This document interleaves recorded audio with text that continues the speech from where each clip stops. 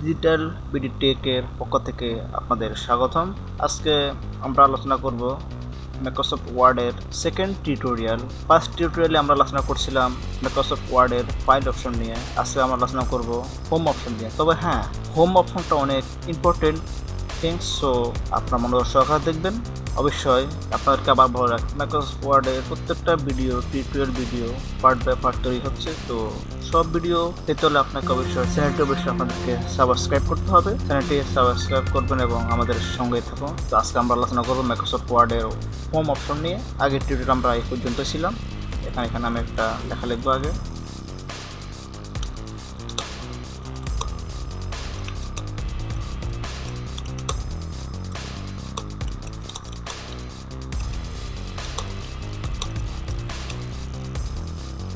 The quick brown fox thumbs up the lazy dog. আসলে এটার কোনো মিনিং হয় না, কিন্তু প্র্যাকটিস করার ক্ষেত্রে এই লাইনটা খুবই উপযুক্ত। আপনারা এই লাইনটা কম্পোজ করে প্র্যাকটিস করতে পারবেন, টাইপিং প্র্যাকটিস করতে পারবেন। তো আমরা আমাদের টিউটোরিয়াল শুরু করি। প্রথমে হোম অপশন গেলাম।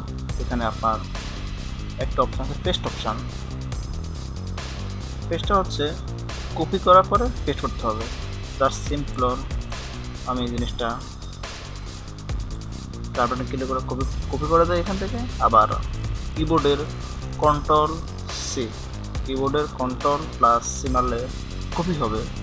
তারপর সাপোজ আমি এখানে পেস্ট করলাম, এই কন্ট্রোল ভি, পেস্ট করতে ক্ষেত্রে কন্ট্রোল ভি। আপনি এখানে দেখেন, যখন আমি কন্ট্রোল পেস্ট করলাম তখন জিনিসটা আগে ছিল হাইডেন ছিল, এরকম হাইডেন ছিল। এখন অলরেডি এই জিনিসটা ক্লিক করা যাচ্ছে, শো করা যাচ্ছে। মানে ফেস্ট অপশান জিনিসটা। যাই হোক, এই অপশান ফেস্ট গেল। এরপরে আসি আমরা এক্ষেত্রে এখানে প্রথমটা হচ্ছে ফন্ট নেম মানে বিভিন্ন স্টাইলের এখানে ফন্ট দেওয়া থাকবে। আমরা ইচ্ছে করলে এগুলো চেঞ্জ করতে পারবো। সাপোজ আমি তবে আপনি কোনো কিছু করার আগে যে লেখাগুলো লিখবেন তাকে আগে সিলেক্ট করতে হবে। সিলেক্ট না করলে কিন্তু হবে না। তো আপনি আগে সিলেক্ট করবেন, তারপরে এখানে আপনি সাপোজ এখানে একটা আইকন আছে, এখানে ক্লিক করে এখানে ফন্ট চেঞ্জ করতে পারবেন। এখানে ক্লিক করলে কতগুলো অপশান আসবে। তারপর আমি এখানে ইউজ করলাম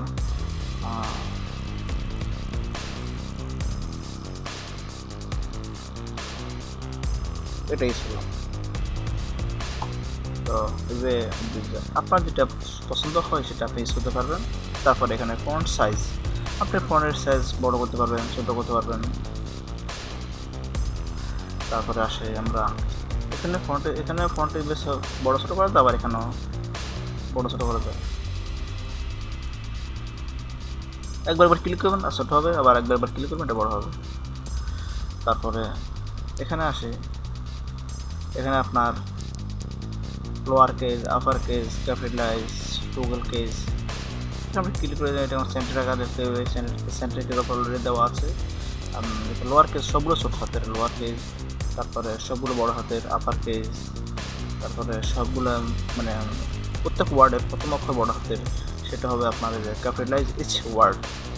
তারপরে টগল কেস, প্রত্যেকটা ওয়ার্ডের প্রথম অক্ষর স্মল লেটার। সো এভাবে থেকে অ্যাক্সেস করতে পারবেন। সাধারণত সবসময় আমরা সেন্টেন্স কেজি ইউজ করি। দেন আমরা যাবো এখন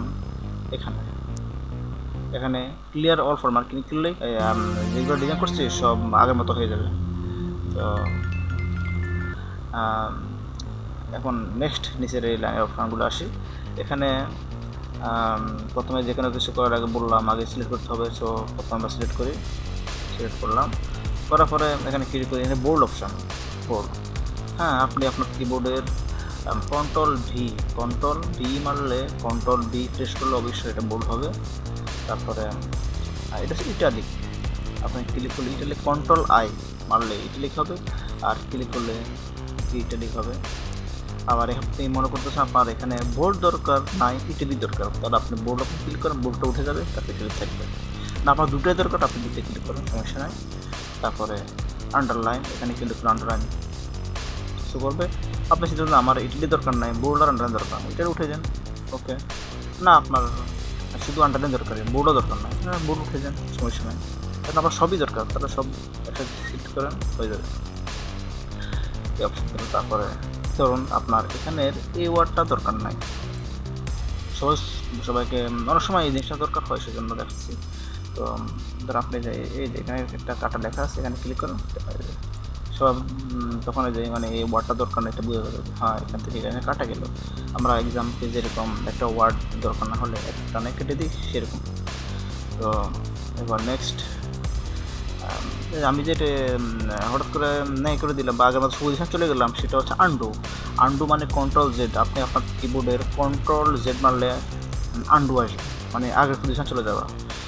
তো এরপরে আমরা আসি, এরপরে ধরো এই অপশানটা নিচে একটা লেখা বড়, একটা লেখা ছোটো, আপনি যখন এই লেখাটা ছোটো দিবেন, ক্লিক করার পরে আপনি নিচে ক্লিক করে দিয়ে লেখা ছোটো হয়ে গেলো, আবার এটা উপরে বড়। যেমন আমরা সাপোজ আমরা সবসময় লিখি